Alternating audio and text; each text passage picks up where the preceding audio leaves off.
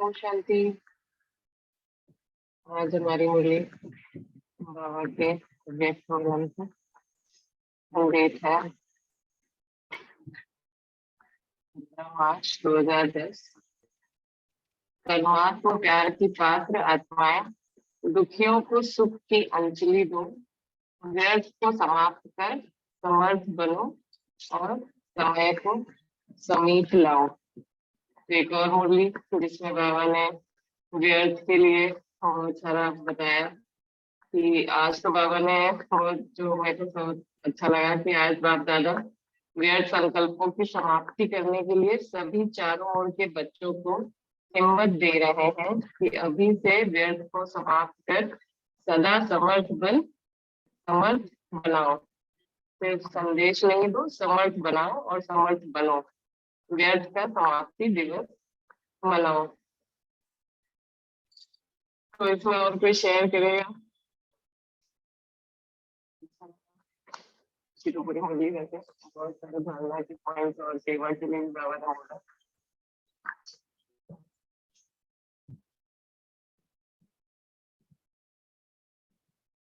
मेरी आवाज आ रही है?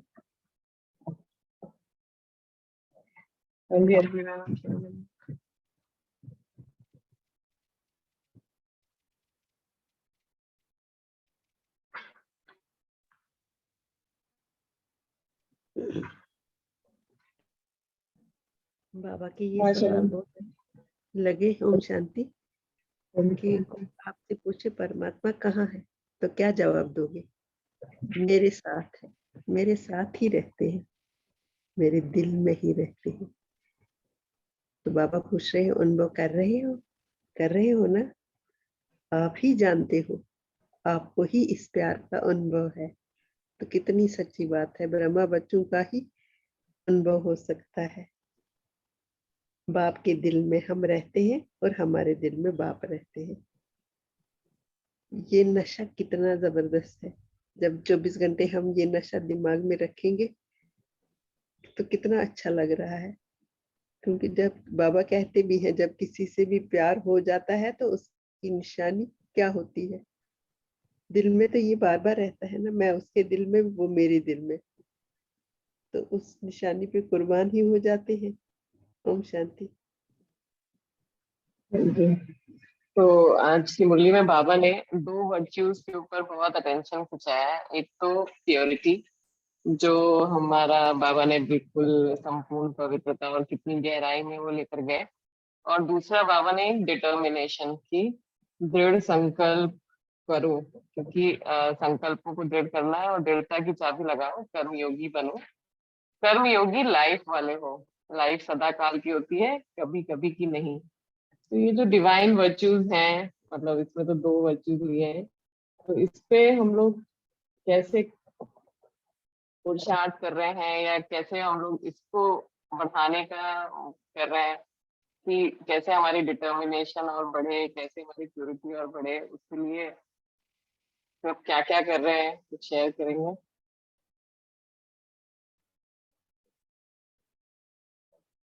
कविता बहन बता रहे हैं।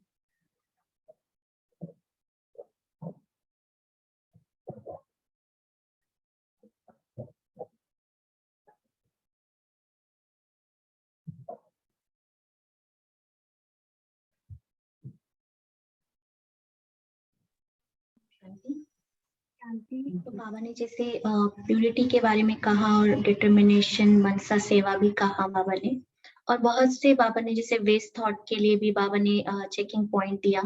मैं सोच रही थी कि यही सेम मुरली लास्ट ईयर 25 फरवरी को अव्यक्त बाबा मिलन में चली थी और एग्जैक्टली 1 ईयर बाद ये सेम मुरली चली है। तो अगर हम अपना 1 ईयर का मैं रिफ्लेक्शन देख रही थी कि क्या वो सेंस ऑफ रिस्पॉन्सिबिलिटी या कहे कि उतना डिटर्मिनेशन उस समय आया।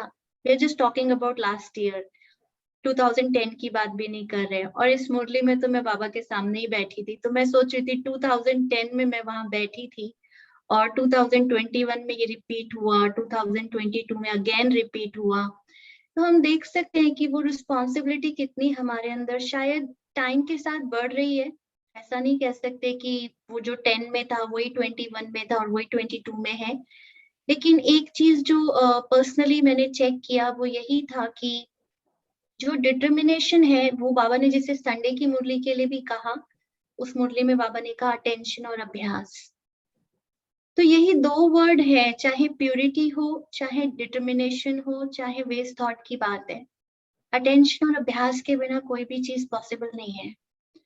और चाहे उसके लिए आप प्लानर बनाएं अपने लिए, चाहे मनसा सेवा के अलग अलग जो भी अभ्यास है वो करें, लेकिन वेस्ट थॉट पे बाबा ने बहुत सारी बातें बताई हैं। जब तक वेस्ट थॉट नहीं जाएगा तो वो कंप्लीट प्योरिटी बाबा ने कहा आ ही नहीं सकती है। प्योरिटी है लेकिन कंप्लीट प्योरिटी नहीं आ सकती।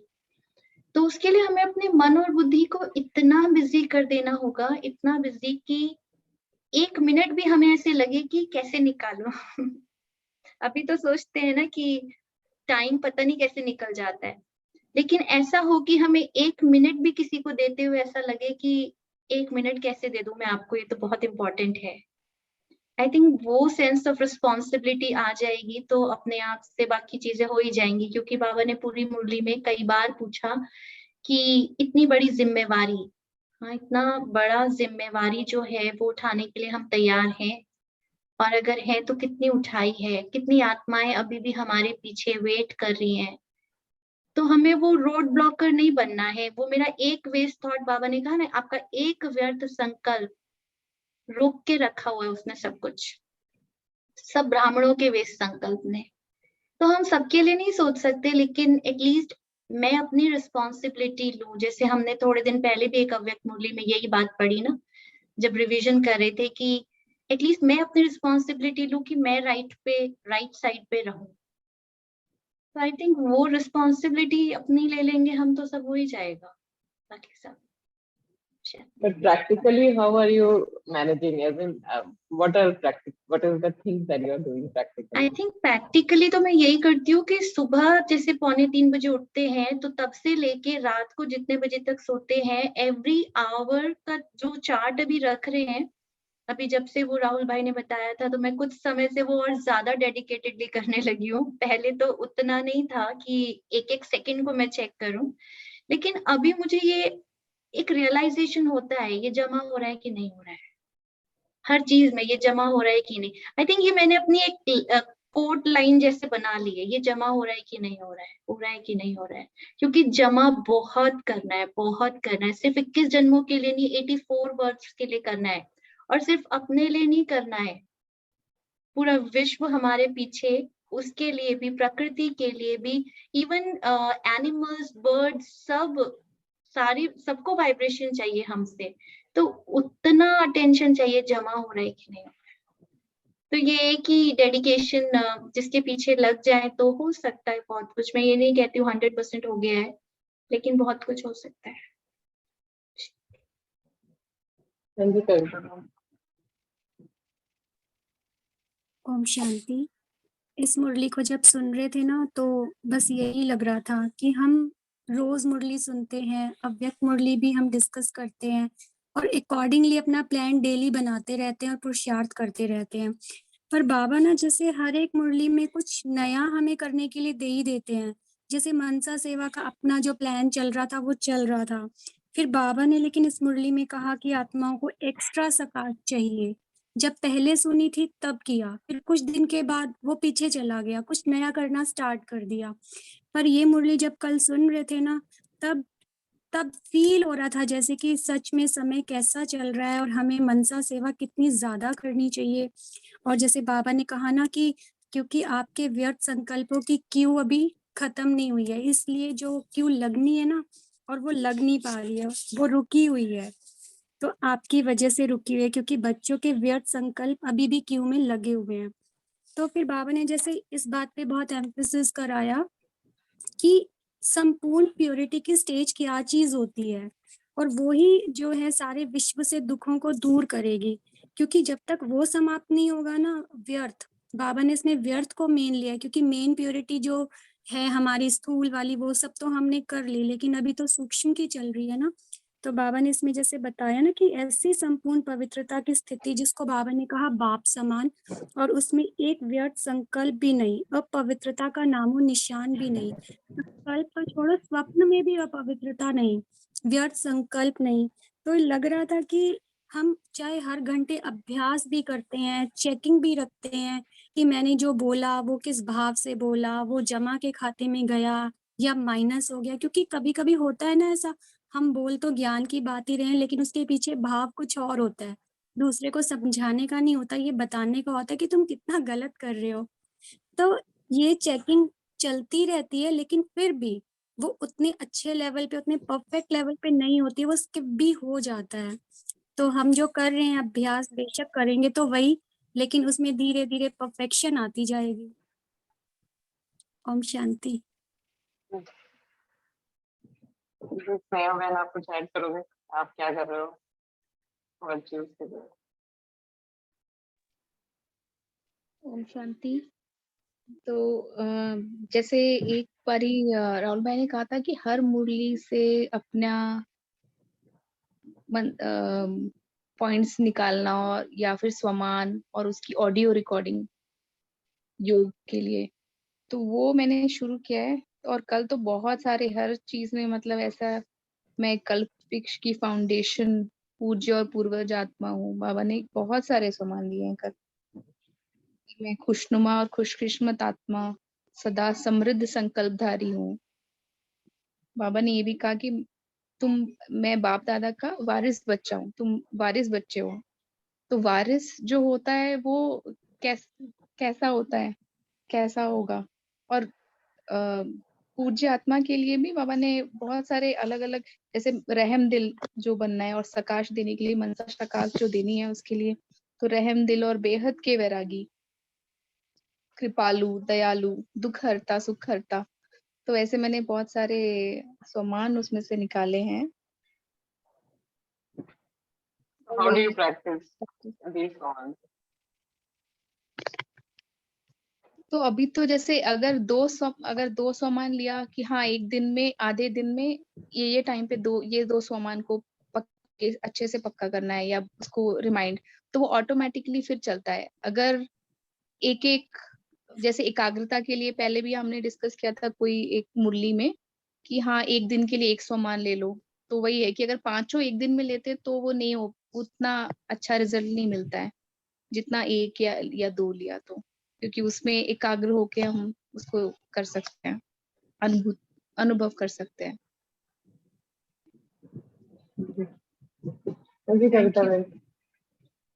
एक ना इस बात पे भी हमें बहुत अटेंशन देने की जरूरत है कि व्यर्थ संकल्प हैं कौन से। हमें तो आधी बार ये भी पता नहीं लगता कि ये व्यर्थ संकल्प है। एक 71 की मुरली में पढ़ा था, बाबा बांधेली माताओं से बात कर रहे थे, जिसमें उन्होंने बाबा के सामने ये बात रखी कि बाबा हम सेवा नहीं कर पाते, योग तो हम कर लेते हैं, मुरली पढ़ लेते हैं, लेकिन हम सेवा नहीं कर पाते। तो बाबा ने उनको बोला ये व्यर्थ संकल्प भी नहीं चलाओ। मतलब ऐसा कोई भी संकल्प ना जिसका कोई सार ना हो या जिससे हमें कोई प्राप्ति ना हो रही हो, वो संकल्प नहीं चलाना। तो बाबा ने उनको फिर खैर ये बताया था कि आप अपने चलन से, अपने बोल से, अपने व्यवहार से सेवा करो। मिस उसको पढ़ते हुए लग रहा था कि बाबा के लिए व्यर्थ संकल्प की डेफिनेशन भी कितनी डीप है। हमें लगता है हम तो अपनी प्रॉब्लम बता रहे हैं कि हमसे ये हो नहीं रहा है, पर ये भी नहीं, सोल्यूशन ढूंढो मुरली से और करते जाओ करते जाओ करते जाओ। मुझसे ये नहीं हो रहा है, जैसे बाबा कहते हैं ना दिल शिकस्त होना, वो भी मैंपन है। तो ये चीजें छोटी छोटी जो बातें आती है ना, एकदम ना बहुत मन को छू जाती हैं। लगता है कि ये ज्ञान कितना गहरा है कि ये भी व्यर्थ संकल्प की कैटेगरी में आ रहा है कि भाई मुझसे ये नहीं हो रहा है। बाबा तो ये भी कहते हैं कि जो हम लोग उल्हाना देते हैं बाबा को कि बाबा क्यों चले गए या हम साकार में क्यों नहीं, तो उसके होना तो कुछ नहीं है। 5,000 बार तो फिर से रिपीट होगा ड्रामा, तो ये भी व्यर्थ में ही जाता है। तो एक्चुअली व्यर्थ की एग्जैक्टली यही है कि हर एक समय, हर एक संकल्प और हर एक पल को हम समर्थ तभी बना सकते हैं कि जो हम कर सकते हैं वो करते जाएं, जो हमसे हो नहीं रहा उसके पीछे भागे नहीं, कोशिशें करते रहो करने की। हो नहीं रहा ये संकल्प ही व्यर्थ है। बाबा ने आज इतना हम लोग को सम्मान दिया भी है और काम भी दिया है कि हमको सदा समर्थ बनना है और बनाना है। तो जो ये सदा समर्थ वाला होती है आत्मा, उसका कैसा थॉट प्रोसेस रहता है? मतलब सदा समर्थ है तो मतलब हम क्या कर रहे होंगे? हम सब काम कर पाएंगे? कैसे होगा सदा समर्थ, मतलब क्या?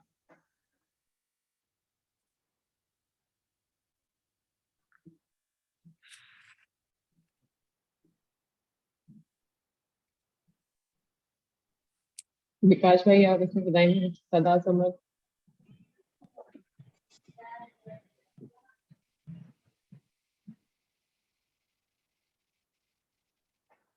बता रहे हैं। नेटवर्क में प्रॉब्लम है शायद, आवाज नहीं आ रहा है ठीक से, डिस्कनेक्ट हो रहा है। बता रहे हैं। ये जैसे कि बाबा ने कहा है कि कर्मयोगी लाइफ वाले हो आप, और लाइफ सदा काल के लिए रहती है। तो जो अटेंशन रख रहे हैं वो अगर हम हर कर्म से जोड़ेंगे या कोई ऐसी विजन कर्म के साथ जोड़ देंगे कि ये कर्म करते हुए ये अभ्यास करना है, तो हम शायद बेहद में रह पाएंगे। क्योंकि बाबा कंटिन्यू 2-3 मुरलियों में कह रहे हैं कि बेहद का वैराग्य और रहम, ये 2 बातों पर बाबा ज्यादा अटेंशन दिला रहे हैं। तो ये वैराग्य हमें अपनी रुचि और सटल लेवल पर जो हमारे इंटेंशंस है, जो अभी कहा है, वो चेक करते रहना पड़ेगा। इनसे अगर वैराग्य नहीं आता तब तक वैराग्य के बाद ही बाबा कहते हैं कि त्याग, और त्याग के बाद तपस्या होती है। और बिना तपस्या के जो बाबा कहते हैं कि नैनों से भी बाबा की प्रत्यक्षता हो, वो तो इतना इतनी वो सेंटेंस ऐसे मन में घुस गया कि ऐसे लग रहा था कि अपने नैनों में सिर्फ बाबा ही दिखे। मतलब कितनी ऊंची स्टेज है वो, मतलब ये इस दुनिया से पूरी उपराम और एक स्थिति है। तो बाबा यही चाहते हैं अब कि हमारी लाइफ ही कर्मयोगी बन जाए। तो ये अगर करेंगे तो मनसा वाचा कर्मणा हम समर्थ बन सकते हैं। जी। जी, राहुल भाई, आप कुछ बोलेंगे सदा समर्थ के लिए? ओम शांति। जैसे बाबा ने वीआईपी बच्चों को भी यही बताया कि समर्थ संकल्पों का जो सोर्स है वो मुरली ही है। तो बाबा कैसे समझा रहे थे कि भले वरदान सुनो, स्लोगन सुनो, फ़ोन करके सेंटर से कनेक्ट करके करो उस समय के अनुसार, लेकिन मुरली ही वो सोर्स है जो ओरिजिनल सोर्स ऑफ समर्थ संकल्प है हमारे लिए। उसके अलावा बाकी सब मिक्स है कुछ ना कुछ। तो उससे अगर समर्थ संकल्प हम करते हैं तो हर संकल्प के साथ हमारी शक्ति बढ़ती जाती है और वो अनुभव भी होती है कि चढ़ती कला उड़ती कला हो रही है।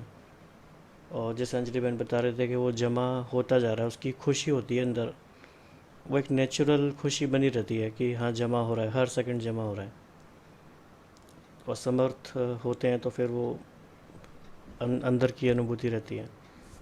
तो आई थिंक वैसे भी मिड सेशन 20 मिनट्स हो गए, तो we can practise for 1 minute.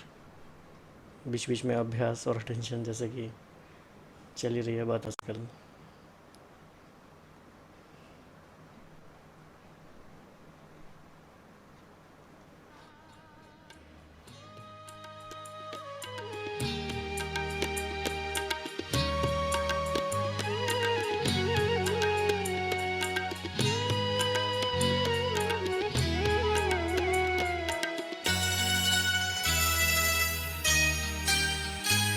खुशियाँ ज़माने भर की तुझसे ही मिल रही है।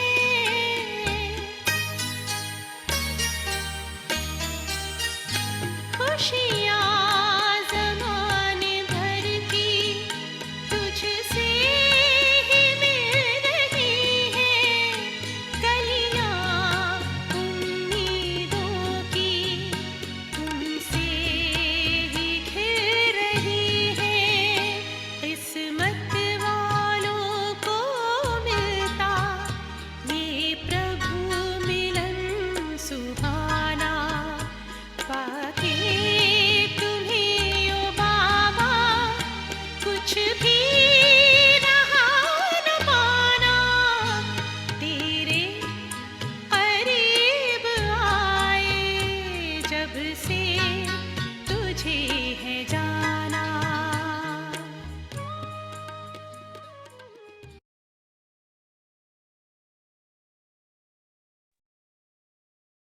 हाँ जैसे अभी बेहद के वैराग की बात करके स्मिता मैम तो आज साकार मुरली में भी बाबा ने बहुत सारा बेहद के वैराग के बारे में बोला। जो लाइन बाबा ने उसमें बोली कि कोई मूर्ख ही होगा जो अभी पुरानी दुनिया से दिल लगाएगा। तो एक इसमें मतलब एक कहीं पे सुना था, उसको शेयर करने का याद आया कि बेहद का वैराग हम लोग पहले भी बहुत बार बात कर चुके हैं कि हमको कैसे लाना है, क्या करना है। पर एक जैसे बच्चा जब होता है वो डॉल से खेल रहा होता है, लेकिन जब वो बड़ा हो जाता है तो वो उसको और कहीं पे पुरुषार्थ नहीं करना पड़ता है, उसे डॉल छुड़ानी नहीं पड़ती, वो अपने आप छूट जाती है। तो जब हमारी ऐसी अवस्था आ जाती है नॉलेज की, तो उसमें वापस से मतलब ऐसा हमको कहीं से अलग से पुरुषार्थ नहीं करना पड़ता है और अपने आप ही वो वैराग आने लगता है। तो अगर हम जैसे अभी राहुल भाई ने बोला कि खाली मुरली पर ही ध्यान रखें और मुरली को ही पढ़ते सुनते रहे, तो वो जो बेहद का वैराग आना है वो आ जाएगा। हाँ जी, और कोई शेयर करेगा मुरली से आज? जैसे आज बाबा ने ये भी कहा ना मुरली में, इसमें अव्यक्त मुरली में, कि समर्थ बनना क्या होता है, व्यर्थ सारा समाप्त हो जाए। अभी हमारे पास दो ही ऑप्शन है, या तो हम व्यर्थ को समाप्त करने में लगे या हम समर्थ को धारण करते जाएं। व्यर्थ को समाप्त करना इजी नहीं है, नहीं नहीं ऐसे नहीं करना, नहीं नहीं ऐसे नहीं सोचना, ऐसे तो नहीं चल सकता। लेकिन उसको हम रिप्लेस कर सकते हैं ना, ऐसे नहीं तो फिर कैसे सोचना है। अगर ये नहीं सोचना तो इसकी जगह पे हमें क्या सोचना है, ऐसा नहीं बोलना तो इसकी जगह पे बाबा ने क्या बोलना सिखाया है, ये कर्म नहीं करना तो इसकी जगह पे हमें क्या कर्म करना है। तो इससे हम समर्थता की तरफ चलते जाएंगे तो व्यर्थ तो अपने आप ही छूट जाएगा। लेकिन हाँ, इसमें यही होता है कि हम देते देते भी बीच में भूल जाते हैं। हाँ जी, तो जैसे राहुल भाई कहते हैं ना कि वो टूल किट रेडी होनी चाहिए हमारे पास कि हमको करना क्या है, किस समय हमको क्या हमारे पास टूल यूज करना है। वो अगर किट ऑलरेडी हमारे पास होगी तभी वो टाइम पर यूज हो पाएगी। तो वो टूल किट हमको अपनी बिल्डअप करते रहना है समय समय पर। और जो ये बाबा ने अभी राहुल भाई भी बता रहे हैं कि जो परसेंटेज की बात करी कि हम लोग समझते हैं कि बहुत ज्यादा जमा हो रहा है, लेकिन परसेंटेज थोड़ा होता है, वो सदा के लिए नहीं होता है। तो जितना करते हो उतना सदा के लिए जमा में फर्क है। इसलिए अभी एक बात पर दृढ़ संकल्प कराता है बाप दादा। तो बाबा ने क्या बोला कि क्रोध पर तो कराया है, लेकिन मन से भी किसी के प्रति हलचल नहीं हो। क्यों क्या नहीं हो, मुख से कंट्रोल किया, कोई कोई ने अच्छा किया है, लेकिन मन से थोड़ा थोड़ा चलता है। मिटाने की कोशिश कर रहे हैं, फिर भी बाप दादा खुश है कि अटेंशन गया है, समझने लगे हैं कि इसमें मेरे को ही नुकसान है। तो ये जो एक बात है कि हम लोग जब थोड़ा थोड़ा अलाउ कर देते हैं ना अपने मन को, तो वो कब थोड़ा थोड़ा से 50-70% हो जाता है वो पता नहीं चलता है। तो इसके बारे में और कोई करेगा कि जमा का खाता परसेंटेज में हो रहा है?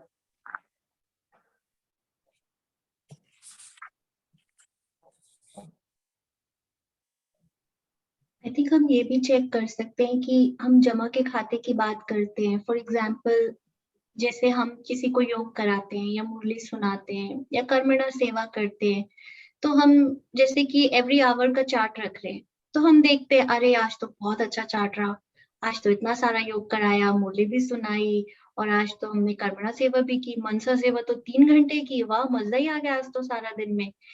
तो द मोमेंट हम ये करना शुरू करते हैं, उसके बाद हमें एकदम से ये आ जाता है अरे आज तो मैंने बहुत अच्छा किया। या फिर हम 2-4 लोगों को बताते भी है कि आज मेरा चार्ट बहुत अच्छा रहा। कहीं ना कहीं ये बताने की बात भी नहीं है, चलो हो सकता है हम ना भी बताएं, वर्णन नहीं करें, लेकिन भाव और भावना में हो सकता है मैं ये भी बोल दूं कि हाँ बाबा आज आपने बहुत अच्छा कराया, लेकिन इट्स वेरी वेरी सटल। कहीं ना कहीं सबकॉन्शियस लेवल पे वो भाव और भावना में है कि आज मेरा चार्ट बहुत अच्छा रहा, because all I am doing is because for my chart, कि मेरे चार्ट में लास्ट में मुझे वो नंबर दिखना चाहिए कि मैंने इतना किया। तो वो कहीं ना कहीं भाव और भावना में है, कुछ ना कुछ है, निस्वार्थ भाव से हम नहीं कर रहे हैं। वो भी हम गिन गिन के करते हैं, 3 घंटा किया 4 घंटा किया, इतना घंटा किया, इसे निस्वार्थ भाव से नहीं कहेंगे। जैसे बाबा कहते हैं ना कि पूरा सागर ही है तो आपको भी मास्टर सागर बन के देना है ना। आप कैसे काउंट करते हो कि हमने इतना किया बाबा, आज इतना किया हमने, तो आई थिंक वहीं पे नंबर बन जाता है कि परसेंटेज आने लगती है, और फिर वो आय और माय वो तो बहुत सारा लंबा लंबा वो तो बहुत सारा है जिसपे कट हो जाती है बहुत सी चीजें जो हम सोचते हैं हमने बहुत अच्छा कर लिया। कई बार हम ये भी सोचते हैं हम सेवा स्थान पे रहते हैं सेंटर पे तो हमारा तो जैसे पूरा ही जमा हो रहा है, हमने बहुत कुछ कर लिया, लेकिन वहां भी बाबा कई बार बहुत सारी बातें उसमें बता देते हैं कि नहीं हो रहा है वहां पे आपका। हाँ जी, तो अभी बस लास्ट के 2-3 मिनट में मुरली के लिए शेयर करेंगे, फिर अमृत वेला वाला करेंगे। अंशु बहन, आपको कुछ शेयर करना है?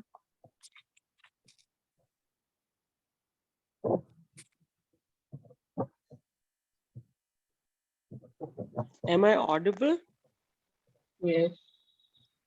हमको आप लोग की आवाज बहुत कम आ रहे हैं, तो कुछ शेयर नहीं आपकी करना। ठीक जो है।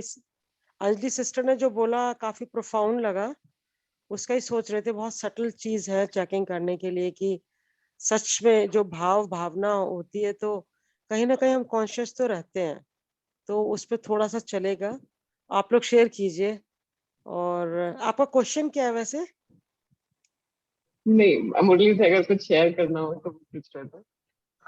ओके, बाबा ने अभी एक एक्चुअली हाँ, कल की मुरली कर रहे हैं ना आप लोग, जो कल बाबा हाँ ने जी चलाई थी। हाँ जी हाँ जी जी जी, तो उसमें तो हमारा यही बोलना है कि स्वप्न में भी बाबा ने बोला व्यर्थ तो हमारी चेकिंग चली, तो बहुत ज्यादा है सटल लेवल पे ना। ये जो अंजलि सिस्टर भी शेयर कर रहे थे, तो हमारा जो एक ही नशा था कल की मुरली से कि बाबा ने बोला तुम कल्प वृक्ष की जड़ें हो भैया। वो दुखना जो सुनोगे आप, वो तब डिपेंड करता है जब आप बिल्कुल ही व्यर्थ मुक्त हो। उसमें तरीका भी पापा ने बताया व्यर्थ मुक्त बनने का, कि अपमान और अभिमान से उपराम रहना। उसके लिए भी बोला कि मैं तुम्हें शक्ति देता हूँ। और सिर्फ यही बोला कि आप वरदान को भी यदि, मतलब कितना कंपैशनेट है। सी he's telling us amrit vele you say good morning good night and you just understand enjoy the blessings। और कितनी बाबा, मतलब कितना ज्यादा वो करके हमें ट्रैक पे लाना चाह रहे हैं। And what are we doing, तो बहुत ज्यादा इसमें ना चेक एंड चेंज टटोटले वाली बात है। तो I am just going through it and I would love to listen. आप लोग अमृत वेला का शेयर कीजिए। Thank you. ओम शांति। हाँ जी। तो उन्होंने लास्ट टाइम देखा था कि बाबा ने बताया कि अगर आदिकाल ठीक नहीं होता है तो मध्य अंत भी ठीक नहीं होता है, और जितना समय हमारा घंटे यहाँ पर कम हो जाते हैं अमृत वेला के, उतने हमारे वहाँ जन्म कम हो जाते हैं। तो अभी बाबा दूसरा उसमें बता रहे हैं कि बैठ तो जाते हैं सभी, उस समय की सीन देखो तो बड़ा मजा आएगा। उस समय का दृश्य ऐसा होता है जैसे कि जयपुर में एक हठयोगियों का म्यूजियम है जिसमें भिन्न भिन्न प्रकार के हठयोग दिखाए हुए हैं। तो अमृत वेले भी उस समय की सीन ऐसी होती है। कोई हठ से नींद को कंट्रोल करते तो कोई मजबूरी से टाइम पास करते, और कोई उल्टे लटके हुए होते हैं, अर्थात जिस कार्य के लिए बैठते हैं वह उनसे नहीं होता। जैसे उन हठयोगियों को दिखाते हैं कि कोई एक टांग पर, कोई उल्टे, और कोई कैसे होते हैं। यहाँ भी उस समय का दृश्य ऐसा होता है। कोई एक सेकंड तो बहुत अच्छा व्यतीत करते हैं, फिर दूसरा सेकंड देखो तो एक टांग पर ठहरते ठहरते दूसरी टांग फिर गिर जाती। सोचते हैं आज के दिन कुछ जमा करेंगे, परंतु होता नहीं है। वह सीन भी देखने की होती है। कोई फिर सोते सोते भी योग करते हैं, जैसे वह हठ करते हैं कांटों पर सोते हैं, यहाँ शेष शैया पर होते। यहाँ के उस समय का पोज भी वंडरफुल होता है। इसलिए सुनाया कि अमृत वेले के महत्व को जानने और उन्हें जानकर जीवन में लाने से महान बन सकते हो। तो ऐसा एक्सपीरियंस तो सबका जरूर होगा कि बैठे करने के लिए, बट नहीं हुआ। शेयर करेंगे। मैं एक बात शेयर करना चाहती थी। आज हमने क्लास में सुनी मॉर्निंग में, तो तब से चल रहा था उस पे चिंतन। दीदी ने बताया कि कोई डेथ बेड पे था और संदेशी से उसके लिए संदेश लाया गया। तो बाबा ने 2 बातें उसको बोली। पहला तो ये बात याद रखो कि मैं स्वराज्य अधिकारी आत्मा हूँ और शरीर को चलाने वाली हूँ, तो इसका अभ्यास चलता रहना चाहिए। और दूसरा ये कि मैं बाबा का, बाबा मेरा। मतलब बॉडी से डिटैच होना, मैं आत्मा इस शरीर को चलाने वाली इसकी मालिक हूँ, और दूसरा बस बाबा की याद। तो ये 2 चीज़ें कितनी इम्पोर्टेंट है, ये हमारी अंतिम स्थिति होनी चाहिए जो बाबा ने उसके लिए संदेश भेजा।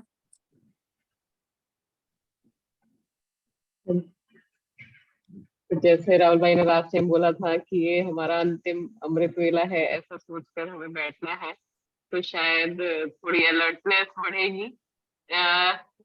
बाकी इसमें अगर और किसी को कुछ शेयर करना है तो बोल सकते हैं अमृत वेले के बारे में। तो इसमें जो बाबा कह रहे हैं कि अमृत वेले के महत्व को जानो, और जान लेने से जीवन में लाने से महान बन सकते हो। इसमें एक एडिशन ये कर सकते हैं कि जैसे हमारा जो भी ड्यूरेशन है 60 मिनट या 90 मिनट्स, उसका हम एक प्रॉपर स्ट्रक्चर तैयार कर लें कि हमें उसमें से कितने कितने मिनट्स किस बात को देने हैं। और जैसे बाबा ने कहा कि डिफरेंट डिफरेंट पोज बनते हैं, तो बैठ के ज़्यादा ना करें, कुछ वॉक भी कर सकते हैं, कभी कभी कुछ अव्यक्त मुरली का कोई पैराग्राफ पढ़ सकते हैं, बाबा की दृष्टि का वीडियो से भी कर सकते हैं अगर ऐसा नींद आती है बहुत ज़्यादा तो। और उसका स्ट्रक्चर होगा तो फिर हमें स्टेप बाय स्टेप उसको ऐसे चेक मार्क करते जाएं कि हाँ ये हमारा स्टेप कंप्लीट हो गया, तो एक सेंस ऑफ प्रोग्रेस फील होगा कि I have to do 7 steps and 1 step is complete, second step is complete. तो बाबा को हम एक तरह से पूरा 7 स्टेप रिपोर्ट दे रहे हैं कि यस कि 7 जो मेरे KRAs हैं अमृत वेला के वो कंप्लीट हो गए।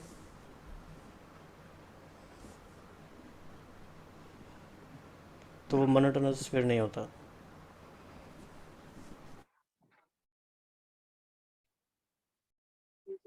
तो ठीक है, आज इतना ही रखते हैं। Thank you.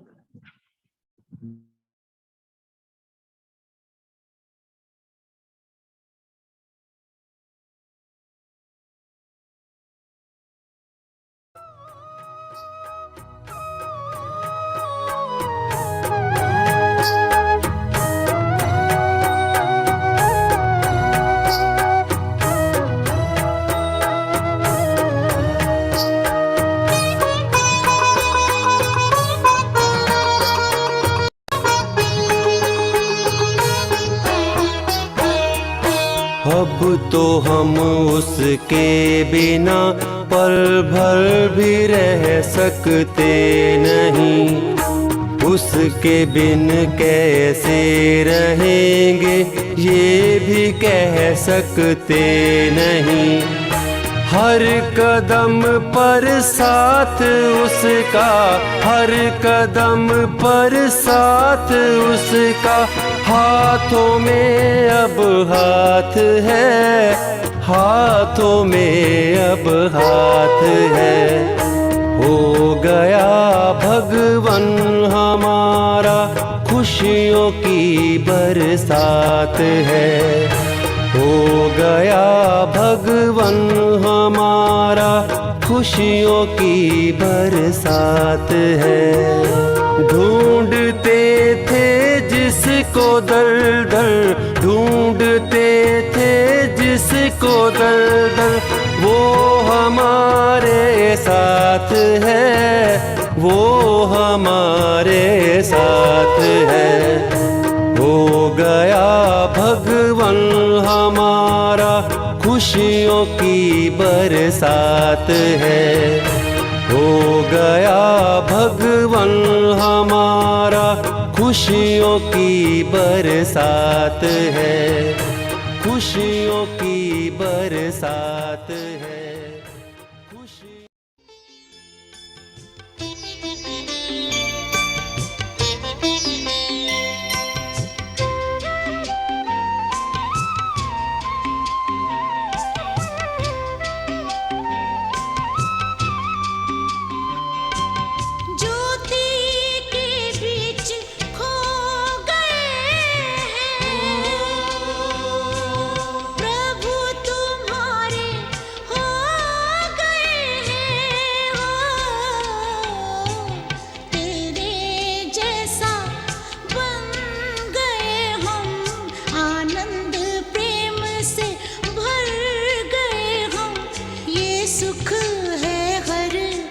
से न्यारे मन भी के